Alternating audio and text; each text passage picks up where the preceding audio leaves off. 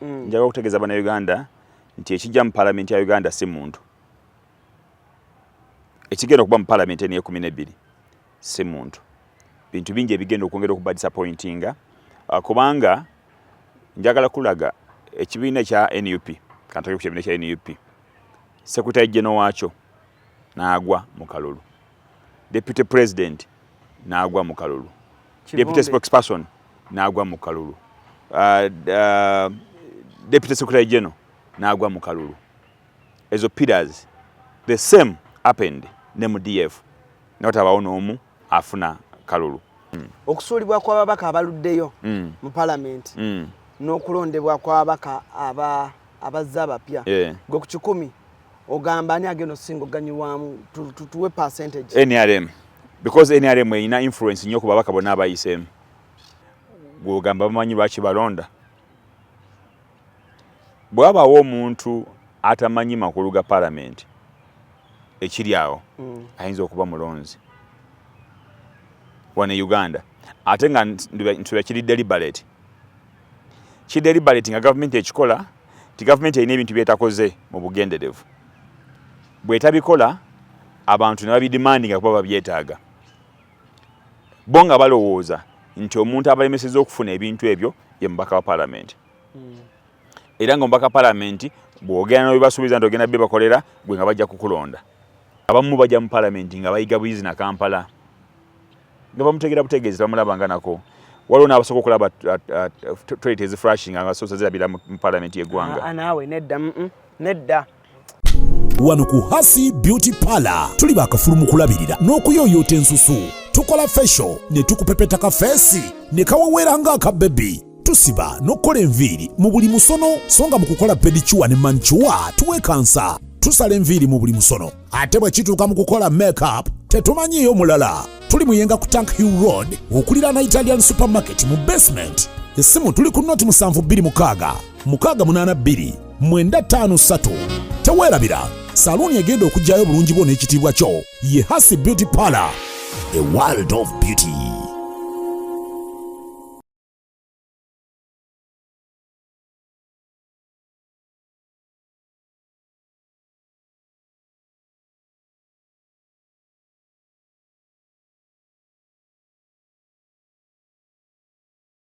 Kale nyongero banizaako ku mukutu gwa Cruise Exclusive Allen Cruise gemanya nyongero banizaako ina gye musinzidde okubanga mutulabira tusinzidde wano ku mukutu guno gwa YouTube okulaba nga ate tukuweereza yonna gy'oli. Nyongero kwebazaako ensusso gwe alaba programs zange buli lwemba nga ntaddeyo n'ogamba nti Allen Cruise asuddeyo kino kangende ndabe, Allen Cruise ataddeyo kino kangende ndabe. N'obulango bw'abakama bange nabo n'obulabiramu ate ekyo kimpa kikuweesa enkizo ey'amaanyi ku mukutu guno nti weebale nnyo weebalire ddala tojjanga okwo weebale nnyo kunjagala. Okitegedde? Yes. Tuli proudly part by banafa ba Excella Junior School aliri Kijabijo Gayaza of Gayaza Kijabijawo twalayo omwana ssomero lya Dr. Aida teddungi nnyo pia omanya amasomero walusi amasomero gagendamu naye n'olabira ddala nga lusi otutta omwana mu ssomero naye ng'omwana teri agenda mufaako tebamuwa budde naye wali eri ku Excella abaana babanga 20 mu class so buli mwana afuna obudde okubaako ng'ate omusomesa amukwatamuko ekintu ne kiba nga kitambula bulungi nnyo ku sayidi awo omwana agenda okuva mu ssomero awo ng'amaze okubangulwa bulungi nnyo kwetadde bannaffe aba Kasirye Breeders bakutegeeza nti gendayo yiga ebyobulunzi bw'oba ng'oli musama nga wazze Uganda wano badde ngamba kaholide kano twakituuka kusezzaako n'ogendako ewa Kasirye emitwalo 5 gyokka okulambula ku faamu noba nga ate bakulaga ente bakulaga kino bakulaga kiri bakulaga engeri gye balindamu ente ne zikula obulungi ne zikuwa amata mangi ate ng'era ente za tunda wamma lita 45 ez'amata kate ng'ente bw'oba ogitunda ereba ne value nnene kaabe nga bagigulako nga ya nnyama ezitowa kilos eziwera lwaki togenda ewa Kasirye Breeders okuyiga kwa mitwalo 5 zokka enamba zezetololerawo ku screen yo zosobola okuba nga ate obakubira. Kale olunaku olwaleero ndi ne munnamawulire munnange twakola ku terefayina ndowooza emyaka nga 10 ku terefayina awo era y'omu ku abo abantu ndowooza gw'oyinza okugamba nti olugendo lwa Alan Cruz mu mawulire olwogerako ki asobola okuba nga ate akuwa akatabo kange bulungi nnyo mu full swing talina kyataalaba kuva nga ntandika ne mu 19 nga tuli ku terefayina awo naye nga bwe bagamba nti negooza dda kkubira eŋŋoma n'ozina essaawa zino nze mwina ku katebo olunaku olwo tugenda kuba tutematemamuko ensonga nga bwe zaatambudde kubanga era y'omu ku beesimbyewo ku bwa member of parliament yakutte ekifo kya kusatu naye ku BBS awo abadde atuula nnyo ne Dr. Kazibwe so nanoonyeza omuntu ayigidde ku basomi abalungi ku baprofesa abalungi ayinza okutemeratemeramu ku kuffe abategeera ebyobufuzi akatono oba ku bavubuka abategeera ebyobufuzi akatono neŋŋamba nti ngeri Morris ono gy'abadde ate yeesimbyewo ate era nga n'ekirala abadde akyaza ku mukukunavu Dr. Kazibwe nga ffenna tumumanyi y'omwami asingwa okumenyeramenyera ebyobufuzi n'ova ku TV ba ku radio ku Kyabassa ng'osiimye kale nagambye kanjite Morris Mukiibi omugave ajje tubeeko ne bye tutematemamuko n'okuba mu ntooki abavubuka abato abayingidde parliament omulundi guno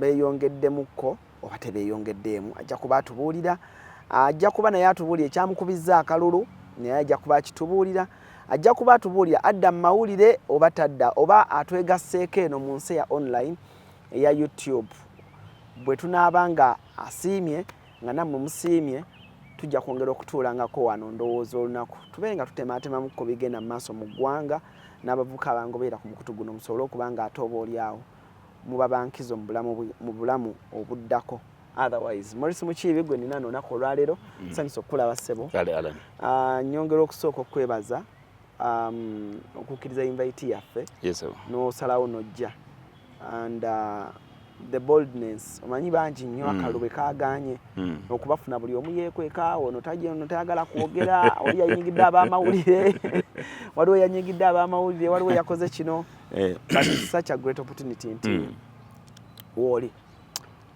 Alan akusooka kwa byonna nkwebaza nti ne mu kaseera kano nga kalulu kagenda mu maaso obadde omu ku bantu abatono abakuba ku simu n'obuuza nti nawulidde kano kali katya kino nawulidde kitambula kitya of course omuntu yenna omugezi oteeka okuba nga weebuuza era ng'otwala obuvunaanyizibwa okwongera okunoonyereza okusuka ku ekyo ky'omanyi oba ku ekyo kyewawulidde ebiseera bino tuba tulina emikutu gino mugatta bantu nga kubako obubaka bungi naye obubaka bungi ddala nga si butuufu naye omuntu eyeebuuza obadde okola omulimu omulungi ku nsonga eyo bingi byonjogeddeko ebbanga litumaze ku terefayina nga tuweereza Ssaabasajja yogedde ku Dr. Sam Kazibwe. Dr. Sam Kazibwe tabadde bubeezi nti mukyaza ne Dr. Sam Kazibwe masters yange ku UCU y'omu ku basomesa abadde basomesa so nabwe kityo muntu wankizo nange ng'omuntu mu bulamu bwange ate era ne mu kusalawo kwange okwenjawulo mu bintu ebyenjawulo era muntu gombadde mpaako nnyo gwentula naye n'abaako byantegeeza akalulu kawedde akalulu si entandikwa y'obulamu bw'omuntu ate era si enkomerero yaabwo gwe Munnayuganda alaba tubadde mu kulonda okuva mu 1996 va ku biro eby'ekinaana n'ebirala 96 omukulembeze yawangula mu 96 yaddamu n'awangula bwenjogera kigambo okuwangula sitegeeza gwe kyokkiririzaamu nentegeeza kye balangirira kuba waliwo wajja okugamba nti ne mu 96 Semogere yamukuba naye ffe tugamba nti abo gwe balangirira 96 bamulangirira ne bamulangirira mu 2001 ne bamulangirira mu 2006 ne bamulangirira mu 2011 ne bamulangirira mu 2016 ne bamulangirira 2021 ne bamulangirira 2026 bonna babadde yeesimbyewo nabo ku mutendera ogw'obwa president abamu bakyali balamu abamu baafa myaka n'ebirala naye nabo tebagwamu maanyi ne bagana kuddamu kutambuza bulamu bwabwe baza yeesimbawo nabo kyekimu mu biseera twali tuwa ne parliament abantu abesimbye ku bubaka bwa parliament bangi abamu bazze bawangula abamu bakaddiye ne babivaamu bw'otunuulira abantu nga Rebecca Kadaga paka leero bakyali mu nteekateeka ezo wadde bakadde ne bakyali era yazemu n'awangula. Tulina n'abo abaali abavubuka ebiseera ebyo abamu ne bakivaamu abalala ne bakisigalamu. Ekisigazaamu omuntu oba ekimugyamu kisinziira ku birubirwa bye.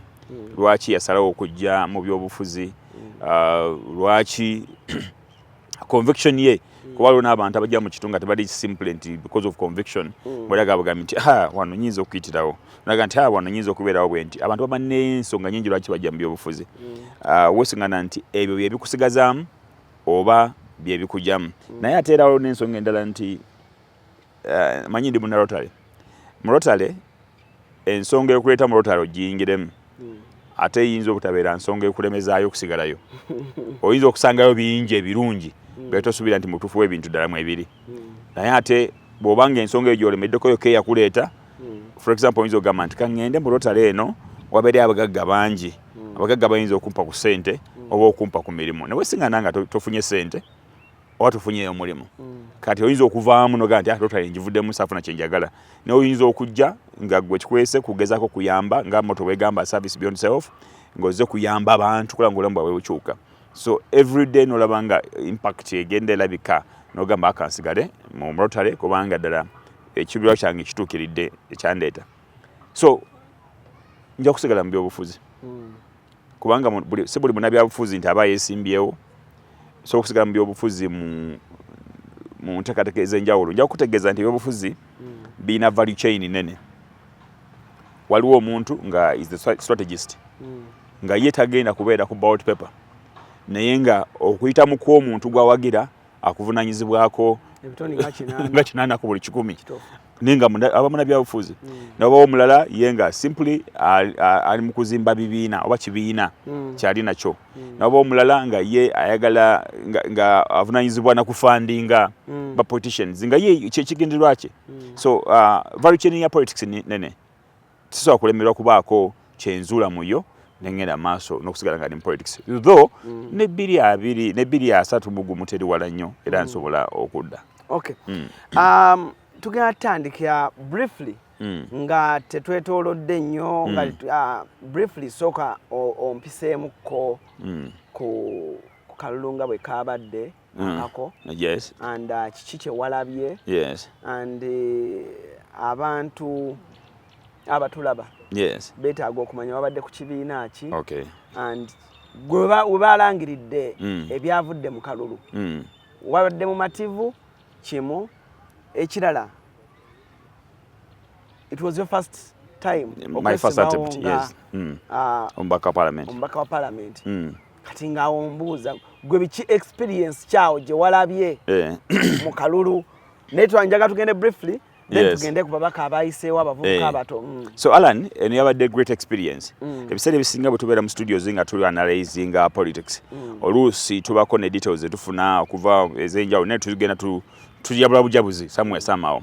Naye bw'obeera mu kalulu ebeera real life experience gy'obeeramu. Nava ku telefine ennaku z'omwezi 31 omwezi ogw'omusanvu. Nalina ebbanga ttono nnyo okusobola okwengaginga deeply ne community gye ndimu.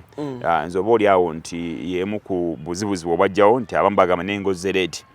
Everywhere gye wagendanga olina ebirowoozo birungi omanyi okwogera omanyi okunyonyola ensonga olina obuvunaanyizibwa olaze nti osobola ddala okutuyamba obulungi naye ozze late. Ekyo bakiŋŋamba nnyo mu engagements endala ez'enjawulo. Eyo kituufu. Naye ekyo bakiŋŋamba nnyo nti ozze late. N'abawo ensonga endala ey'okubiri nti abantu bonna be nali nabo mu kamyufu be nali nabo mu kalulu omu owa NRM abadde amaze emirundi giringa 4 nga yeesimbawo ng'agwa. So nti community emumanyi nti oyo ajja naye agwa. So nga tulina incumbent omuntu yenna incumbent oyinza kugenda maaso kulowooza nti naba munafu kubanga incumbent abeera mwali okujjako nga si mukozi naye abeera mwali abantu baba bamumanyi nti oyo bamumanyi naye gwe jjukira ozze oli mupya ate okutuuka ekiseera n'obeera nga openetratinze deeply. Wadde weesimbyewo gundi ki? ku kadi ya DF. Yes. Kitwala yo Owekitibwa Mathias Mpuuga. Ye president w'ekibiina. Wabadde mugundi ki constituency ki? Mawogola South. Abamagita Mawogola county. Ani abakubye?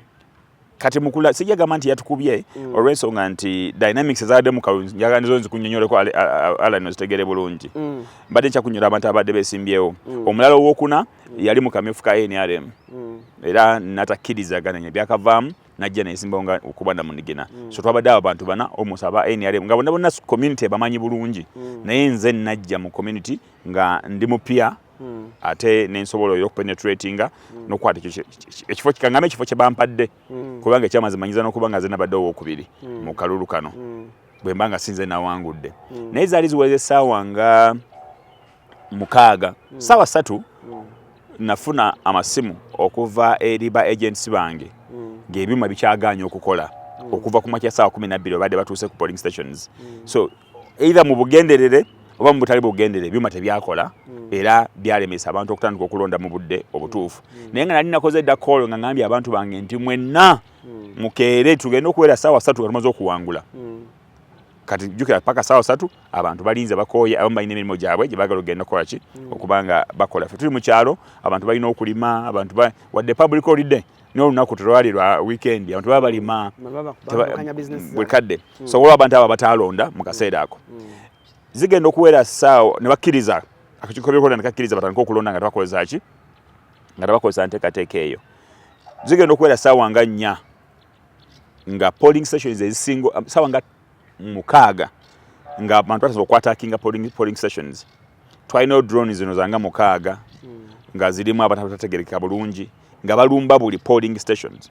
Either nga balagira abali mu kulondesa bo bennyini batiikinge owa NRM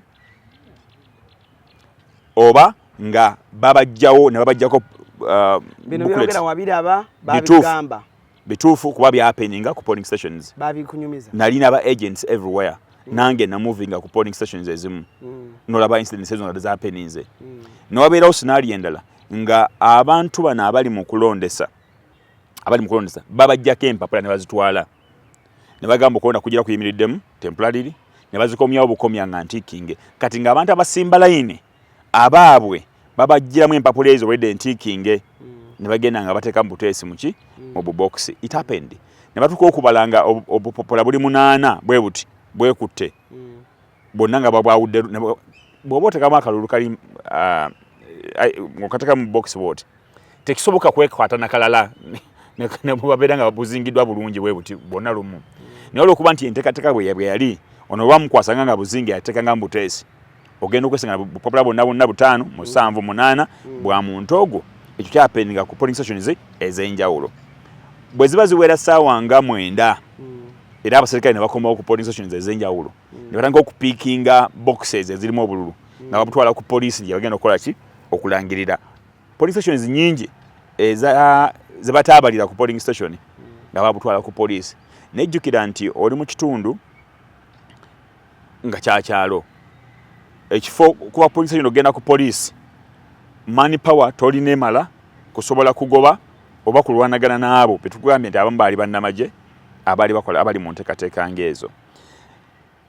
Bwe baba basomye obululu obwo ne bakuwa ekifo kyonna kye bakuwadde osobola okugamba mu mbeera ya bujjo nagamba okay naye kyamazima toba mu mativu nekyo kyebakoze eki nekyo kyebakuwadde olwas enteeka embeera yaliwo mu kalulu kaffe nga tugenda maaso n'okubakuba. Abantu bangi baakubwa ekiro ekyo nga tuganye ku manzi bwe zaawa ssaawa 9 nga ebyonna bibaddewo nakubira aba agents bange bonna ne mbagamba ti basayininga DR form name naye nga abata abamu baali basayiningisizza ng'obudde nga bwakatandika declaration forms.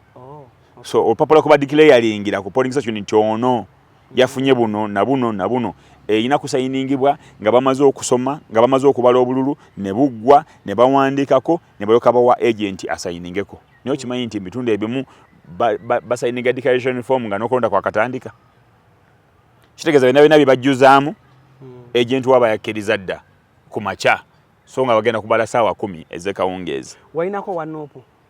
Wanupu ye incumbent ye mukyala Gold Namugga bamukuba owa NRM gwe balangirira NRM gwe balangira. So kyekugamba nti mu mbeera bwetyo incumbent naye teyasobola kuwangula, teyasobola kulangirirwa mu mbeera eyo. So njagala okulaga nti akalu kano kalina obuzibu naye ng'ate awo obuzibu si we buva. Njagala kuwa ekyokulabirako mu kitundu kyange, ojja kwesingana nga ba polling officials abasinga obungi abadukanya okulonda ku polling stations babeera abantu abalondeddwa era mu mbeera enkyamu. Akakiiko k'ebyokulonda kasindika obubaka ku mikutu egy'enjawulo ne kalagira abantu ne kasaba abantu abaagala okwesimbawo basabe emirimu era abangi bakola ki basaba. Ne mu communities eyo bambi abaana bamaze senior 4 abaana abali mu senior 6 vacation bajja ne basaba emirimu ne bagibawa. Naye obumu ku bukwakulizo oteeka okufuna omukono either okuva wa Giso oba Diso oba RDC ne ssentebe w'ekyalo. Abo bonna ba security officials ate nga abasingo bonna ba NRM. Kitegeeza nti mu kulonda ogende okusobola okubeera ng'oddukanya akalukali NRM yekubakinga. Okitegeera? Ne mu training nga baba traininga bajja kubaleetera abo officials bali benkugambye aba NRM nga beba traininga. Kitegeeza ne ku polling station kyangu nnyo okubeera nga abo abaddukanya okulonda ku polling station. Polling station ye unit esembayo okubeera entono nkolonda kuno kwe twogerako. Okitegeera? Ojja kwesingana nga abamanninga awo ba NRM. Okay, so butwagenza okumaliza akalu wavuddeyo na bumeka Nkomoris Mukiibi. Mu kulangirira nga kugambe nti balangiridde nti yawangudde yabadde n'obululu ndoza bagaye mutwalo gumunga mu 1200 yazzeeko ne bamuwa obululu bwabadde kati ngamba ne bamuwa kubasika kasado bwadde obutuufu yazzeeko ne bamuwa obululu 1200 mu buubwo ne bampa obululu 209 yasembe n'omu obululu nga 10 mu wafunye obululu 209 obwo bwe bantaddeko wajjeyo obululu 200 kati gamba bakuwadde kantu ali kye badikiriya gamba bakuwadde kubanga njagala okulaga nti omuntu akoze biri byonna abana amaanyi agawandiika omwendo gwonna gwakola ki gwayagala. Kati Nkomoris kambuuze obadde n'ebirungi byoyagaliza ekitundu kyange Mawogola? Mawogola South. Obadde n'ebirungi byoyagaliza Mawogola as a good leader ogenda beera mabega we yawangudde? Sigenda kuba mabega we yawangudde kubanga endowooza y'aba NRM enkola yabwe ey'ebintu sikkirizaganya nayo kuba oli awo singa nali njagala nnyo naligenze ne mukamyufu kaabwe naye sikkirizaganya nabo nze ndi wa DF. Kakati abantu bange ebintu bye njagala okukola nze ngenda kutandika okubikola ne kakati sigenda bikola nti lwakuba nalibadde mubaka wa palamenti. Okubeera ku mubaka wa palamenti ng'omukulembeze ekikwongerako bwongezi busobozi nti byennyini bw'obaire mubaka wa palamenti osobola okusaka n'amaanyi oba n'omuzinzi mu kusaka okusinga omuntu waki omuntu wa bulijjo. Naye initiatives ez'enjawulo z'osobola okuleeta mu kitundu kyo ng'omukulembeze osobola ozireeta.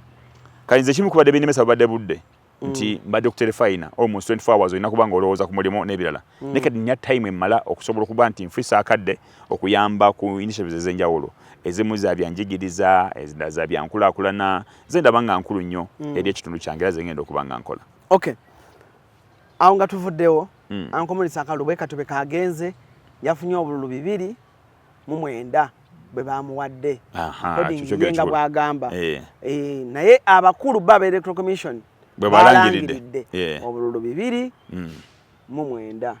be bantu 2 bwe bati abagenze polling station zonna ne balonda ye tulina 95 zade 95. Okay, so ekintu bwe kitobe kyatambudde wa Nkomoris. Nkomoris twalabye ow'ekitiibwa Mathias Mpuuga down twalabye Honorable Semjunganda down twalabye Asman Basalirwa down twalabye ow'ekitiibwa Segona down twalabye Honorable Tamaguzi down twalabye abamu osobola banzijukiza twalabye Abedi Bwanika down twalabye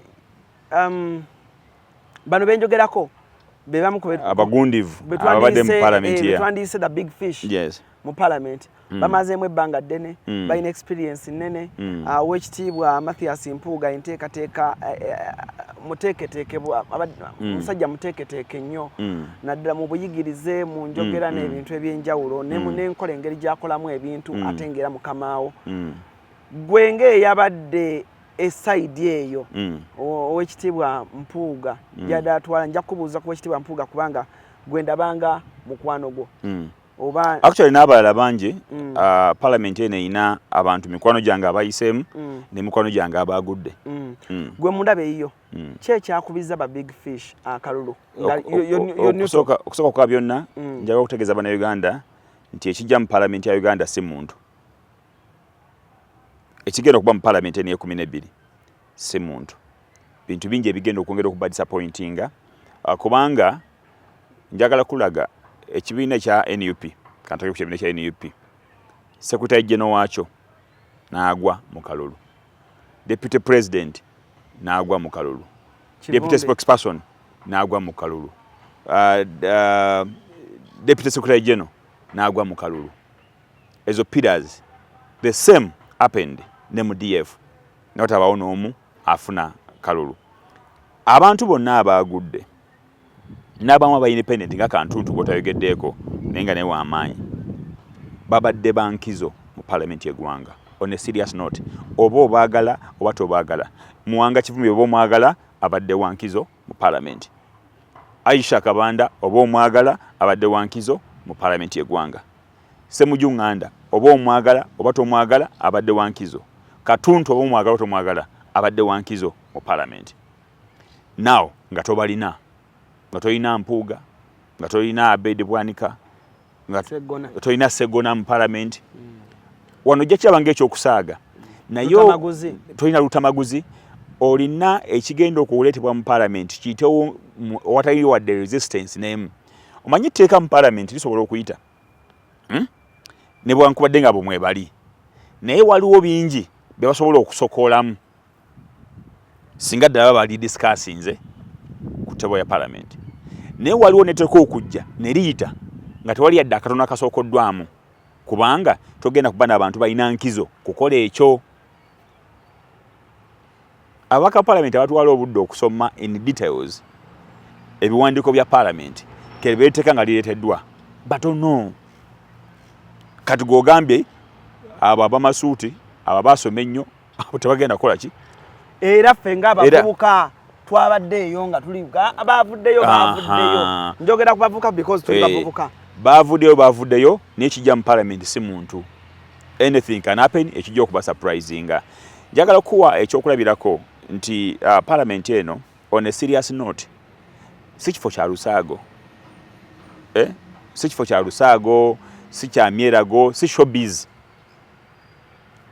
gyokola ebintu ebirani serious and nekisigala nga kiri okay ne bagita style yo ne bagita izo mbeera ze whatever vibe ye and all that but parliament vibe tena amakulu gali mu seriousness kubanga bino ebintu bikwata ku ggwanga lyonna okutwalira wamu gw'osindisa amateeka agamanyi ne baba tagamanyi asobola okutwala obuvunaanyizibwa okweteekateeka n'asoma n'awaayo obudde n'abeera wankizo oba abeera obubeeyizi kulegeza na kujja mu nkubo za parliament kwogera kuwa bites n'ebirala na commenting ebyatategeera amazima gali nti tulisikinga okuba n'abantu mu parliament abatasobola kukola bye balina kubanga bakola tufunye obuzibu bumu mu parliament y'eggwanga eno nti fe abantu abalaba ababaka tubalabira mu kapasite yewaffe eyo ku nnyimbe mu kuziika mu kuwa amabugo tubalabira mu kapasite yakubeera ku kyalo nga babeerako nnyo ebbanga eddene ku mbaga abeerako nnyo n'ebirala ne twerabira the entire details kubanga amazima gali nti ne parties political parties zitandise okulonda omuntu gwe balowooza mbu ali ku ground naye kyamazima kankubuulire edda balondanga ababaka abali serious nga tebasinzira nani ali mu ku ground ng'omwana asobola n'okuba nga ali mu ssomero Nairobi ng'ali ku university Nairobi ekitundu ekigamba mutabani wa gundi yali e Nairobi ku ssomero agenda kumaliriza omwaka guno. Bw'amaliriza bw'ati oyo omwana tumuleete wano atukiikirire nti waliwo mutabani wa gundi ayina omulimu gwakola ebweru gwa kitiibwa. Omwana oyo tumuleete wano kitundu kyaffe fe ab'ekitundu tumwesiga agenda akola ki era ababaka ba palamenti abo babanga n'enkizo era bawanga ne respect abantu. Kakati gw'olina omuntu amanyi okuzina obulungi abeera ne vibe oyo mumwagala kuba mu kitundu abeera akola ki abeera nammwe naye nga issues the parliament document the parliament tasobola nadde kutula wansi kuzeekennenya kuzisoma ne mu mulonze ng'omubaka simply because mugamba alina ground. Twagala bavubuka kufufugako abakadde baluddeyo nnyo Morris. Kisoboka ekyo nakyo. Amawanga agamu galina experience bw'otunula Senate ya America erina ababaka abakulu. Ojja kutuna omusajja nga Ben Sanders abadde mu Senate okumala ebbanga eriwera experienced nga nabo batajjidde ku kibiina awangula ne bajja independent nga awangula ninga akaddiye naye olw'okuba nti bo balina chambers bbiri balina eno wansi ne waggulu wesingana nga abayiga obuyizi oba oliawo babeera mu ya wansi kati era eya waggulu nebeera mu ba seniors. Ndowooza era Right Honourable Mathias Mpuuga mu nnongoseza era yagala okukolebwa mu parliament yaga tubeere ne chambers bbiri tubeere nga buli region ze zina abana aba chamber ya waggulu chamber ya wansi nga tugironda normale nga bulijjo ninga buli district agamba ibeere n'abaka babiri okukendeza ku muwendo n'ebirala dezimu ku reform zolaba nga zabadde za nkizo nnyo. Abakadde abalina experience betwogeddeko nga babagudde bandi badde tebakyesimbawo ku eno chamber ya wansi bali badde mu chamber ya waki ya waggulu. Kati abato abazze obuzi tugeze kati nganze newcomer mukwano gwange Zambaali omuvubuka kati omupya yazze mukono South Maseruka Robert Swengere yes ne bajje ne babeera mwene ne bayiga because parliament erimu okuyiga. Parliament omwaka ogusooka n'ogwokubiri osobola okubeera nga ddala oli mu kuyiga buyizi naye ate ogwokusatu ogwokuna n'ogwokutaano osobola okubeera okukolera ddala era oba legislator mulungi naye mu kuyiga olina kubaako gw'oyigirako so si kubagambye nti tugende mu parliament fenna nga tuli bapya era mujja kubeera bapya. Jjukira parliament eno olina by'otategeera nti erina staff abatali babaka ba parliament erina aba technocrats abatali babaka ba parliament bankizo nnyo mu biki ebigenda maaso mu parliament. Kakati buli babeera nga bo balina experience y'amaanyi okusinga ababaka ba parliament n'ensobi zisobola okukolebwa so weetaaga the seniors okusobola okugayidinga abapya abazze mu parliament eggwanga. Do you believe in the new generation eyalondeddwa gwe oba olaba eggwanga liri ku bunkenke ligenda liri ku bunkenke okuba nti kati new generation abaana abapya bangi abayingi new generation saga gitunuulira mu narrative ya kubeera nti parliament ya mulundi gwa 12 okay new generation njikiririzaamu kati yakuwa kyakulabirako omanyi ngabe ebyokulabirako okusinziira ku mbeera gye tulimu nti trends empya ziba n'enkizo abantu okuzitegeera mu buli industry bw'otunira business engeri ezirunningamu kati omuntu atalina systems abatasobola ku adoptinga now to AI n'ebirala business igenda bakalubirira wesingana nga bakyakola ebintu engeri eri manual tokyasobola kukola at the same rate n'oli akozesa ekipya kibaze nga kipya nti new trends balina new understanding ey'ebintu ideas abwe ziri fresh n'ebirala abo balungi okuba mu parliament jakuwa ekyokulabirako mba mulina amateeka kati nga gakolebwa mu jankaaga nga gakyali mu constitution y'eggwanga gali outdated geetaaga entegeera kati empya n'entegeera eri futuristic abamu ku bayinza okuba n'endowooza eyo bantu abapya abayinza okujja mu parliament naye balina okuyigira ate ku bakadde ababadde mu parliament kitegeeza nti bwe baba tufunye abapya well and good naye capacity yaabwe okubanga balina ekipya kye baleese naye nkulu a person like Maseruka I believe nti asobola okubeera ow'enkizo abadde ku University Makerere n'ava guild president n'avaayo n'ebirala so bw'abeera nga tali awaddeyo obudde n'ayiga ate mu kuyiga tolina kuyigira kuba nuupu bokka bw'obeera mu parliament olina okuyigira kuba NRM olina okuyigira kuba DP olina okuyigira kuba bibiina ebirala because wano mu parliament mwe muli mu house they are experts osobola okubayigirako bw'ogaana okubayigirako osobola okukola ensobi mpitirivu nnyo obungi ne bw'obeera ng'oli muganzi mu political party yo. Awo wenkubiriza ku experience Oweekitiibwa Mpuuga alina experience nene nnyo mu parliament amazeemu ebbanga ddene DF ekibiina kyatwala tekyafunyeyo yadde omubaka n'omu. Tugambe nti experience awo yatuyambiddewa oba oli yandibuze n'agamba nti okay bwe tuba twogera about experience okuyigira ku bantu this time round ansuubira yabadde mu kulonda ababaka ababadde beesimbawo ku kadi ya DF twamaliriza nga temufunyeyo n'omu. Kakati politics olina okumutegeera olina okumanya kikyolwana nakyo on a broader perspective.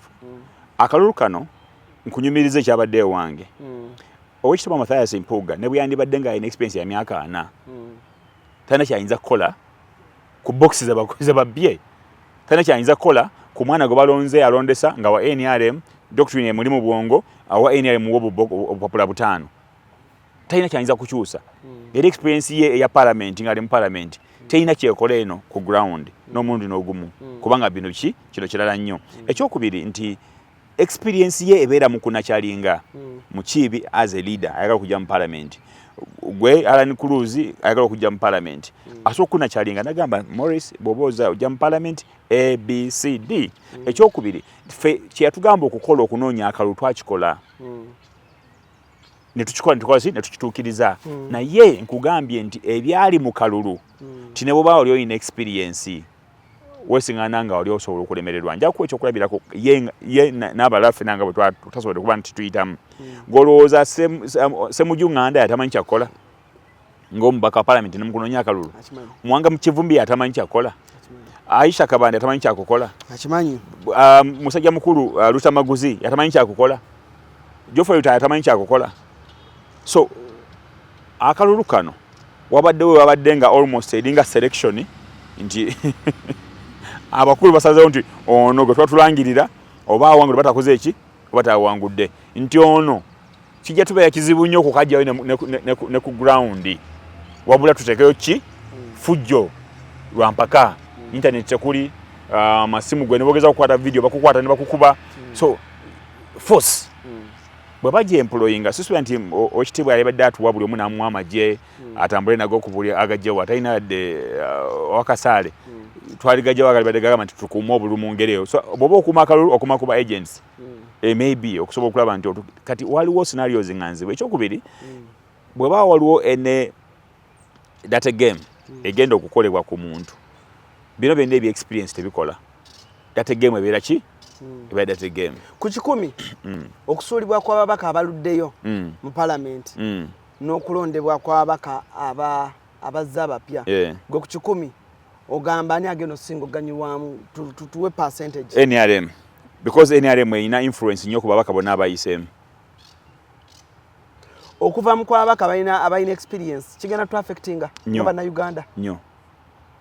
Okikasa Morris kuba nkugambye ekijja mu parliament sikyali wano ku ntebe ojja kuba wooli nkikakasa tugenda kulaba ku mivuyo miyitirivu nnyo obungi.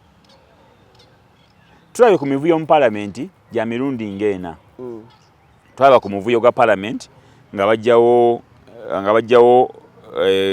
ebisanja n'abamu ku babaka bali opposition abasalawo enteekateeka egende mu maaso. Ne tulaba ku kavuyo ka parliament nga bajjawo emyaka ejjuka egirimiti ako kaali kavuyo kennyini because twali tuli mu constitution tuli mu kugitakako bitoomi neeraba aliyo neeraba kolaki neeraba aliyo yes ngina kulaga nti aliyo yes twabe ku mivuyo nga tubadde wano bwe tubadde twogera ku togikwatako scenarios ezo era ne bagikwatako era nga balina experience nga gye bali kati this time round olaba bakikoze bali benkugambye babadde bakafulu ne kati nga mulinamu abakayingira of recent olabye ku ttaka ly'emmwanyi of recent olabye ku nsonga ya court martial wano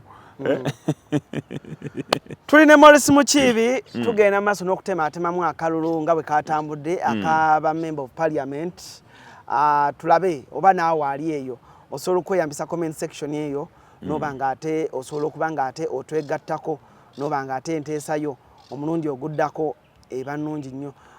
tugenda kuwummulamu katono nnyo then bwe tukomawo Maurice Mukiibi agenda kuba atubuulira abavubuka abayiseemu bamanyi ye mu ndowooza ye opinion ye alowooza abavubuka abayiseemu balondeddwa okuva mu districts gye bava ng'ababalonze bayina bye babasuubiramu naye nga ne gwe balonze oba ye obwongo bumugamba genda olyeko kwata ebyo ebibiri genda okole bwoti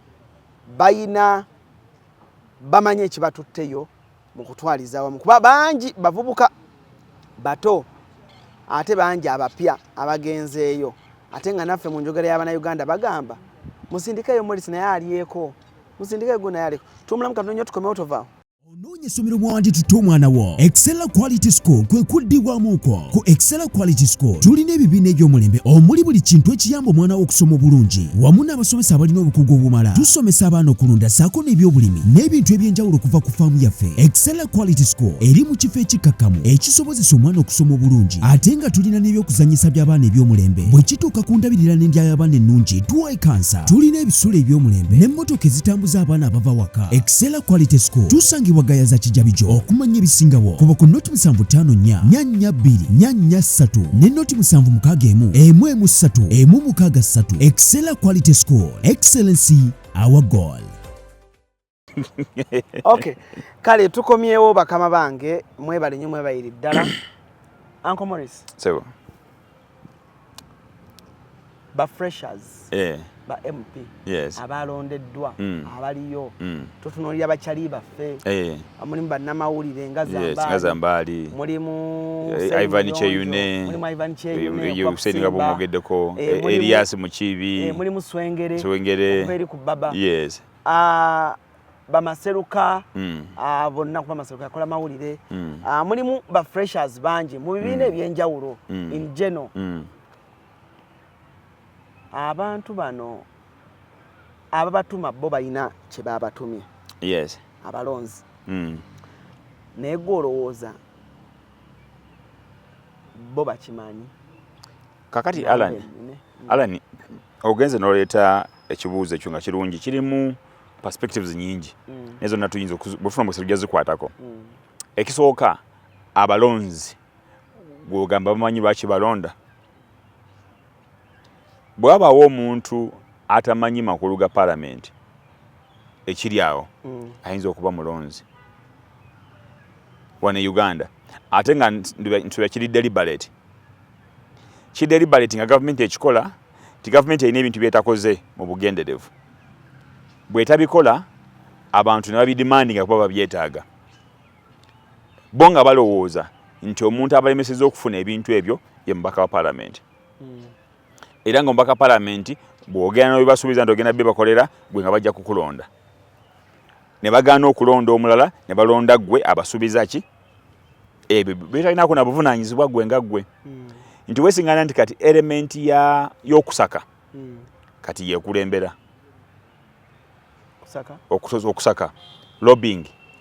Nti onajja kugenda atulobingireyo tufune kino ajja kugenda ebweru w'eggwanga atufunire kino aleete ajja tuyambako ku bino ebintu bwe biteeyo kati y'ensonga abalonzi gye bakulembeza era bwekulema okwaŋŋanga obulungi ng'omubaka wa parliament ono ajja tuwayo tenti nga atugole ambulance ku mirimu gy'omubaka wa parliament mubanga mukugula tenti naye gweka kutanda n'obeera nga tusobodde kubaako kyo olw'okuba nti gavumenti yakikola ekigenderedde yalemerera okutuukiriza obuvunaanyizibwa bwabo okuwa service eri mu bantu. Alani nze mbadde mu kalulu okusomesa abantu sina kusomesa n'okuwa service amanyi Alani mbadde mu kalulu ebadde a very great experience nti mbadde nsinkana abantu one on one ng'osinkana families ng'osinkana groups n'ebirala era mentality nti gye balina nkyogera out of experience because nkisinkanye naye gavumenti yakaaka ekikola deliberate nti ye yagaana okutuukiriza obuvunaanyizibwa bwayo eri abantu kale ate abantu bo ne balowooza nti kati omubaka wa parliament ebyo alina obikola butereevu ng'akwata mu nsawo ye. Nja kutemeramu ku musaala gw'omubaka wa parliament ogutegere bulungi ekyamazima waliwo omubaka byasobola okukola nti bw'ofuna mandate eyo olina obusobozi agenda ku musaala soko otubulire otugambye ffe ng'abalonzi yes tetunnamanya nsonga lwaki tulonda omubaka kati soko otubulire emigaso gy'omubaka. Okay, omubaka wa parliament ayina emirimu emikulu giri mirimo ena. Omulimu ogusooka okukiikirira abantu be representation mu parliament y'eggwanga. Abantu baba n'ensonga zaabwe mu bitundu ebyo, eddoboozi lyabwe nga yeetaaga okuwulirwa mu parliament. So omubaka oteeka nga oconnectinga n'abantu bo, ebirowoozo byabwe n'obifuna n'obeeta butereevu mu parliament y'eggwanga. Omulimu omulala ogwokubiri kwe kuteeka amateeka. Tulina amateeka amakadde nga gaakaddiwa. Amateeka ago mu process y'okugaddamu okugafuula amajja okutukagana n'omulembe kwe tuli wateeka okuba ababaka ba parliament. Parliament yo yevunaanyizibwa okukikola. So omubakawo avunaanyizibwa ku ekyo. Mbadde nkwekyokulabeka ekyamateeka gali tulina nga katuli mu trend ya technology and all that. Nojja kwesingana nga amateeka agakolagana ne technology n'enkola za technology zonna zonna empya biti mu finance mu byabulamu and all that tegaliiwo. So omubaka okola ekintu ekyo ate okubanga ali mu parliament era ng'asobola okutuukiriza enteekateeka eyo. Tulina amateeka twogere kukiikirira abantu, twogere kukola amateeka, kati ne twogera ku nsonga ya budget allocation n'okugiteesaako n'okubakanyako ebirowoozo okulaba nti ebeera eyo egwanidde okubeera budget y'eggwanga egenda okukola wate kuba n'omubaka asobola okutuula mu nteekateeka eyo. Wate okubaawo embeera ey'okugenda mu maaso n'okulaba nti omubaka parliament alondoola ensimbi z'omuwi w'omusolo bye zirina okukola mu bitundu kye ate ne mu Uganda alina okutwalira wamu. Executive eno erinamu emitendera mingi, mulimu ministries n'ebirala, enkola ya ministries n'ebirala, era omubaka avunaanyizibwa okulaba nti ministries zitugiza obuvunaanyizibwa bwazo obw'enjawulo kubanga buli ministry ekwata ne ku mubaka wo, ekwata ne ku muntu wo gw'okiikirira mu kyalo kyo. Kakati egyo emirimu ena mikulu eri omubaka wa parliament. N'ekino ekyogenda maaso n'okusaka abantu bakyagala nnyo because kyekibawa akantu okubatukako obutereevu. Era bagamba n'okugamba kati ate abamu baluzinga ne hope. Bakugamba nti ffe tulabemu. Tolina group gy'osinkana nga teyagala ssente. Tuweeyo ku sukaali. Immediately nga bakakulaba. Tolina group gy'ogenda kusinkana. Onalebo okoze otya? Otulese otya onalebo. Tolina group gy'osinkana. Kati awo olina kuggyayo ssente n'ogiramu awo. Amateeka tegakkiriza. Naye anti kati mu buntu. Ne weesinkana nga mumakikola kati abamu balekerenze badinda abatukayo ne bagamba gundi abadde wano jo n'atulekera emiliyoni. Gundi abadde wano jo n'atulekera emiliyoni. Ne gundi abadde wano n'atulekera emiliyoni. Kakati gwolese eki. Ne weesinkana nga oluusi tokola ki? Tolina kyoleseewo. Abatono ne bagamba ffe ne bwe banatuwa ssente tujja kukola ki? Tetujja kubalonda. Twagala ggwe. Kubanga source ya sente mu kalulu ziringa sources nnya. Waliwo source yiyo personal. Nti nze mukiibi nasalawo nti nja kwesimbawo. No saving akasenteko. Neme abantu of course kale sente zembana nazo si za musala. Kuba nkola ebintu bya bingi. Nkola consultancies zange nenfuna sente nga nyingiko otekateekayo nobeera ngo olina ku sente. Naye nobeerawo na mimikwano gyo. Nze nyina mikwano gyange abampa sente bangi. Olinaga mukiibi kankuweereza emiliyoni. Guli nagamba nti kankuweereza abamu bali n'abakozi bannange. Olinaga ngenda kuweereza emiliyoni 2.5 nazikuwa. Managa kankuweeye emiliyoni. N'osinga nange okunganyiza sente z'abantu abo kagana ngoli mu miliyoni 4 ozijje mu mikwano n'abantu bo. Family ne bakuwa olinagamba kankuweereza ya 5 kankuweereza emiliyoni kankuweereza 2 kankuwe 10 n'ogatta. Ne wabaawo kati n'ekibiina kyo political party yo. Naye so gama kirujja kuyambako ffe tujja kuyamba kwewandiisa nekuwaayo oba oluusi nagamba nti okay kati wala inayo olukuna lwogenda okuba nga luneneko katukuteekeremu ssente bweziti eyo embeera bwetyo yengeri gy'ofunamu ssente naye kati waliwo abamu balina political parties nga ngagga tosobola competing mbya ssente na NRM kuba bo ne sosi yabwe eri aninowuni ssente ze bazitosobola kumanya baba nazo ne wesingana kati gwoba competing n'abantu bwe batyo naye bana abantu abakulonda abalonzi bo bakutalamu eyo capacity nti olina okukola ebintu ebyo mulina okwenkanankana n'abali era bo tebakirowoozaako nti omuntu asobola okwesimbawo nga mwavu bwoboza okwesimbawo actually ne bacoordinators bennyini bwe tuyita ba campaign agents nabo bwe bati abo few abakola n'omutima ogukola abasinga obungi baba baagala ki batunda DRA forms nga tumulanda kutuuka kuzitunda bo bennyini bakuŋŋaanya gurupu z'abantu nenga buli gurupu ezze kufuna ssente nga tebazze kuwuliriza makulu ga muntu katonda akuyamba buyambi gurupu eyo gy'okuŋŋaanyiza n'oyogera n'egamba waawo ono ye musajja agwanidde naye baba baagala bwagazi ki ekitegeeza abalonzi tebawuliriza biki bye mubagamba mu campaign si nnyo ebitundu ebimu nali njogako ne bamu ku presidential candidates nga bagamba nti area za north ezo ze zitera nnyo okubuuza ne manifesto eno tewali njagala kuba kyakulabirako kibiine kankikozese abaka ba parliament bona abeesimbyewo abamu bakola enteekateeka eya manifesto zaabwe ne baziteekawo abalala batuuka ku kadaala n'otya nga ti simple entertainment nga tewali kwogera kugamba abantu kye bagenda kukola so abaka parliament bakikoze ne ba presidential candidates nabo nga bali mu kudigida budigizi it is not necessarily kubuulira abantu kiki kyetaagisa nakye bagenda kukola so kati yembeera bweto bweri kati other factors ezikweta omuntu ogamba nti ono tumulonze abamu baba baako wadde abaddeko abamu baba baako wa kibiina kyagiddeko abamu baba omulala ng'alina ssente nga bamwagala nga ssente yazigaba omuntu agaba ssente sigamba nti atukolera naye bw'ajja wano n'akabbiya oyo yampa omutwalo oyo yajja kawungezi twabadde naye mu ndongo oyo twakoze bwe tuti oyo so ensonga lwaki abalonzi balonda gwe gumu ku mugugu omunene ogusinga okutawanya n'okuba n'ababaka tusobola kukola nga bagenze mu parliament. Mu masomero eno gye tubeera amasomero gagezezzaako nnyo okusomesa abaana naddala eno ku ground okujja primary secondary amasomero gagezezza nnyo okusomesa abaana gavumenti yennyini erina ekizibu ate bwegera ne bandinga political education n'emujja mu masomero olwo ki kyebeeyagala eggwanga libeere gwe njagala ombuulire ng'ogyeko bu video butono buwalaba 1 or 2 sensitization yakolebwanga kakiiko k'ebyokulonda mu byala abantu gye babeera ng'ogamba yakoleddwa abantu okumanya olonda otya lwaki olonda n'ebirala nga tetunnabagenda mu kulonda ndowooza mwaka nga gumu walebadde twalonze 2026 2024 gwonna twandigumaze tuli mu nteekateeka za kusomesa abantu bagenda kulonda kyali tuyambye nnyo n'okukendeeza ku beesimbyewo kuba bangi bali badde tebakwalifayinga nakubeera tukwaniriza ku Kasirye Breeders Emitiana wogenda okusanga ennunda y'ente eri ku mulembe n'omutindo omulungi ente zaffe enteeketeeke era nga za lulyo omuzungu zayita pedigree mu bika eby'enjawulo omuli Flick View, Hoiste, Frisian, iShare wamu ne Jersey breed ezigenda okuwa amata okutuuka ku liita 36 ne liita 46 jangu ku faamu yaffe oyiga okulonda ente z'amata osobola okwenogera ku nsimbi bw'ogula ente zaffe z'amata ng'era oyize n'okuzirunda ky'oteekamu ky'ofuna tukubire ku noti 7556 osobola n'okutugoberera ku YouTube oba TikTok n'osobola okumanya ku byonna ebikwata ku kulunda ente z'amata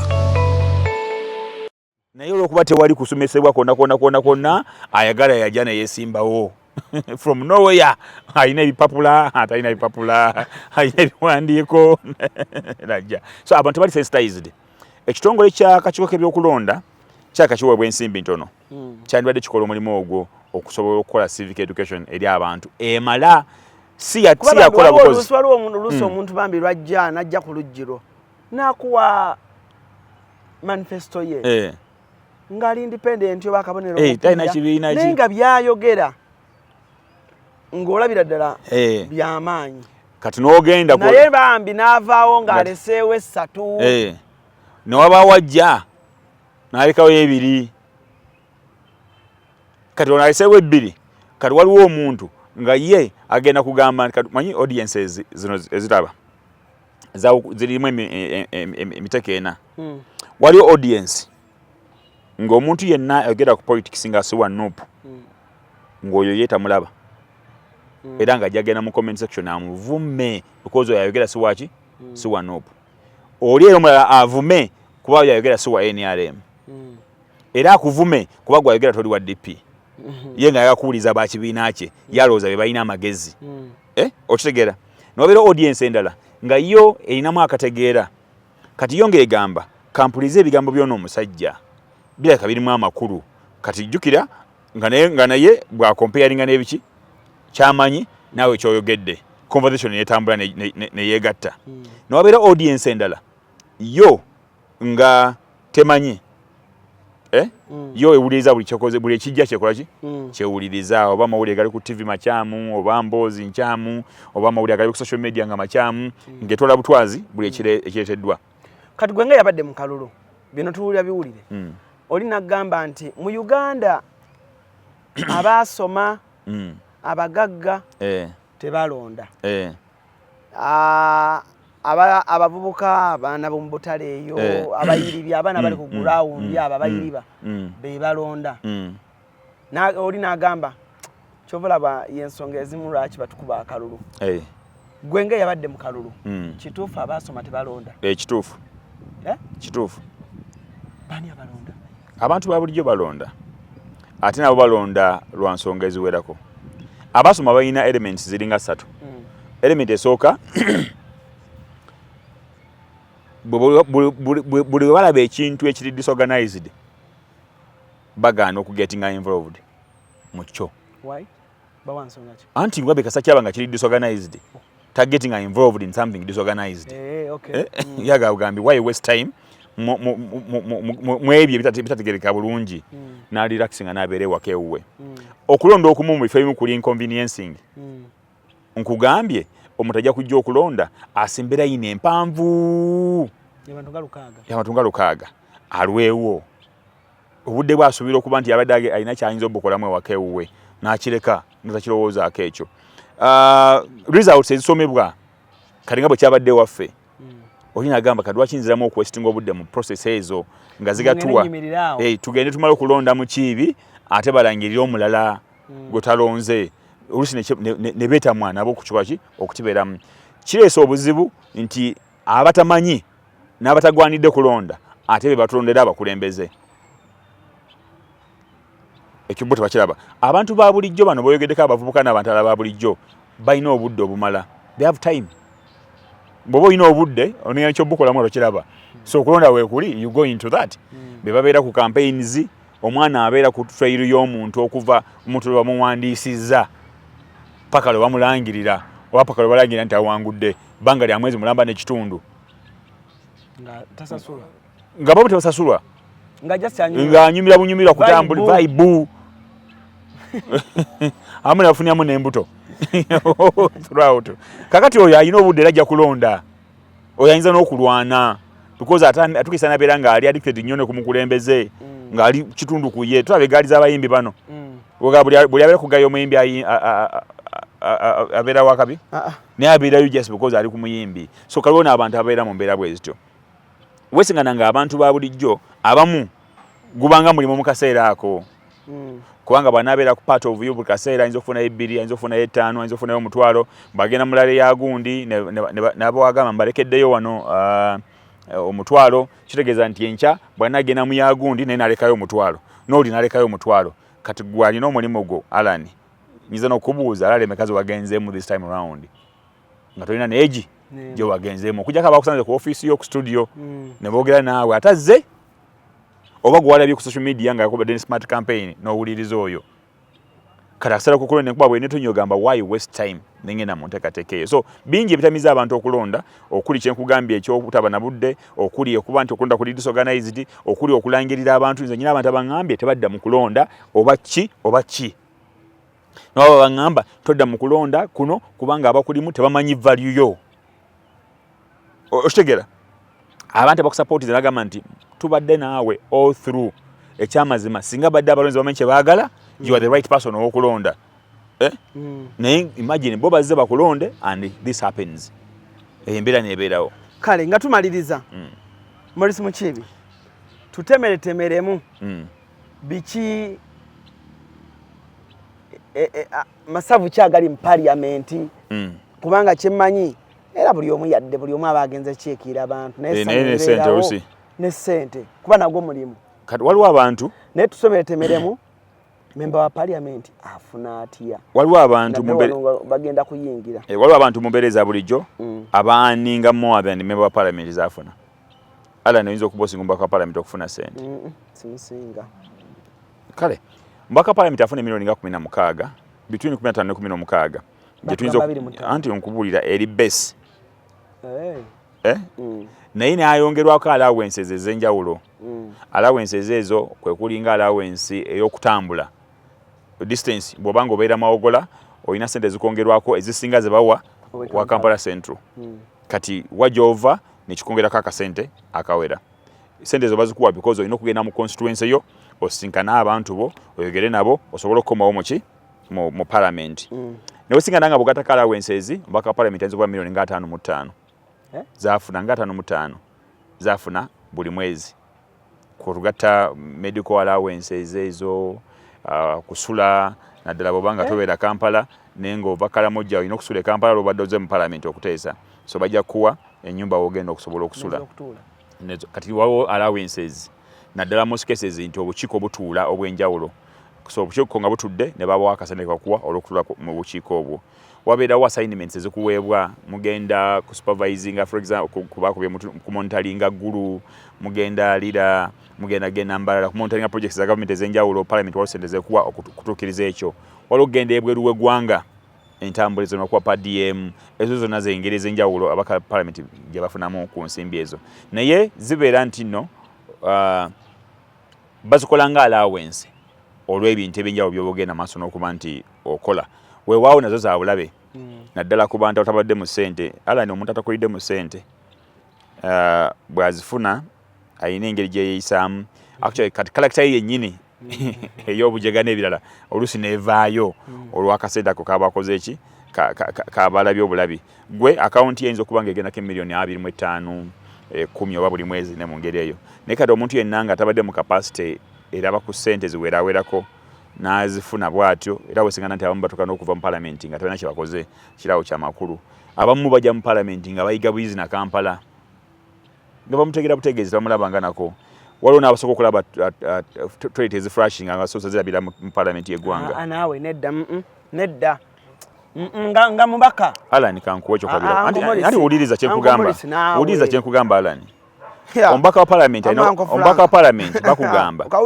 bakugamba nti alina kubanga amaze senior 6 okumala senior 6 totaga kubanga ozeko e Kampala oba ng'ogenzeko ebweru w'eggwanga eyo gy'oli osogimalirayo senior 6 okitegedde kadde mu mbaka parliament akola atya oteeka okuba ng'olina ebbaluwa ya senior 6 kaliko ogambe mulimu ababaka ba parliament abagenda okulaba ku toye flashinga nasooka girabira ku parliament ya Uganda nga ze mu parliament y'eggwanga nga mu byalo gyali teriiyo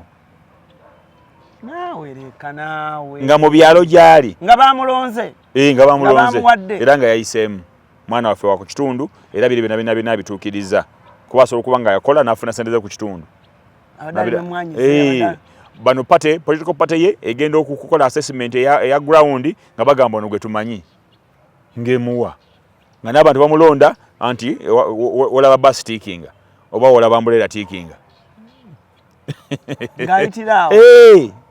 kati mukanya kulaba akubye suit naye mmanyi tavaayo kakati bwajja wano bwajja e Kampala n'olokola bwavuya be batumiza ne loans ez'enjawulo banka loan n'agitomera ne bamuguza emmotoka ezitategeerekeka nga teza bbeeyi nnyo amasuuti agatategeerekeka nga bagaguza expensively paka lwamalamu emyaka nga3 oba 2 nga banne bamugamba ne gwotuswaza engatto ze ezamusonso ezagundi ezimasamasa n'amasuuti agaliko obutaala